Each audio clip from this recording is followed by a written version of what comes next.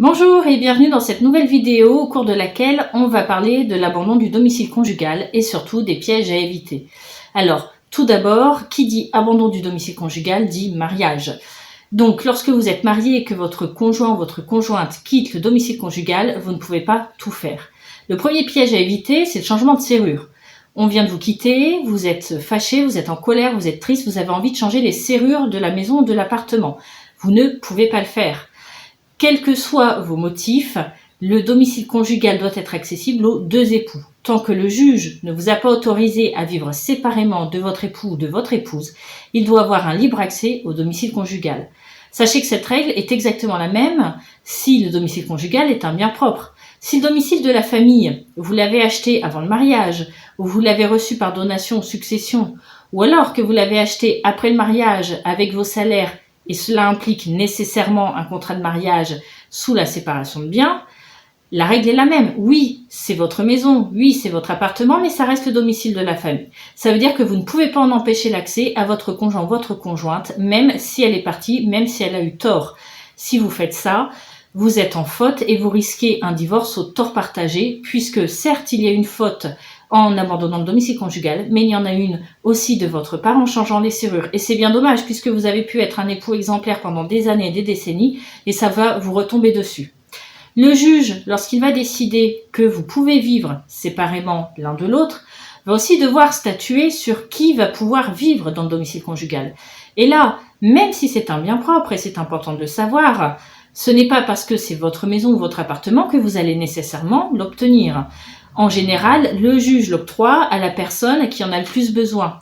Si la personne qui est partie est démunie, est au RSA ou vient de perdre son travail, n'a que peu d'indemnités pour l'emploi, elle pourra obtenir la jouissance du domicile conjugal et des meubles meublants, quand bien même ce domicile vous appartient pleinement.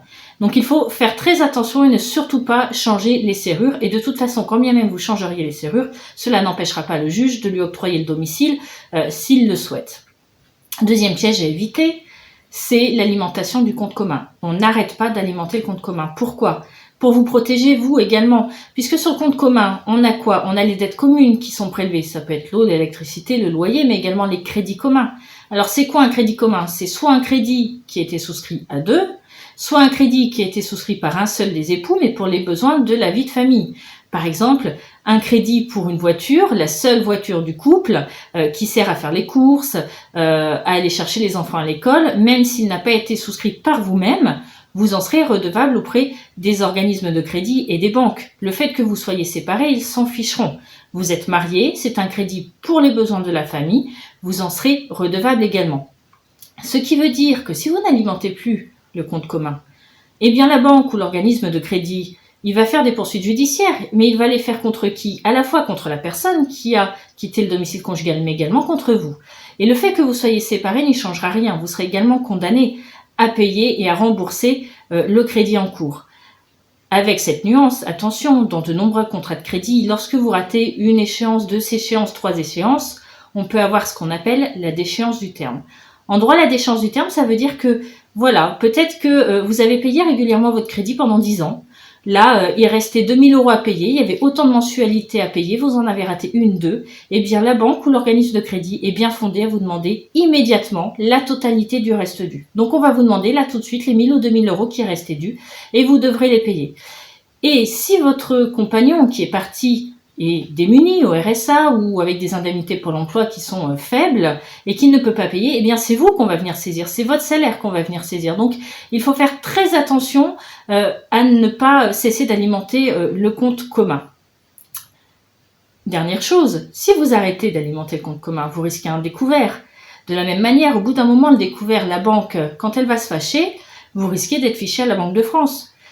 Le fait est que si c'est un compte commun, que vous arrêtez de l'alimenter en disant « bah voilà, moi je paye déjà la moitié des crédits, c'est à lui de payer l'autre moitié, mais il ne le fait pas, c'est son problème ». Bah non, c'est votre problème à tous les deux, parce que à partir du moment où il y a un découvert sur un compte commun, c'est les deux qui sont fichés Banque de France, et je pense que vous n'en avez pas envie. Donc il faut faire très attention à ça.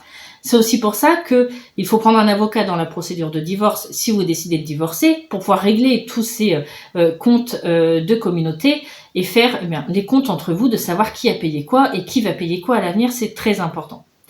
Voilà, les principaux pièges à éviter en cas d'abandon du domicile conjugal. N'hésitez pas à liker, à partager et à vous abonner à ma chaîne YouTube. Je reviens vers vous dans 15 jours pour une nouvelle vidéo. Mes coordonnées sont en dessous de la vidéo si vous avez besoin de me contacter ou de plus de renseignements.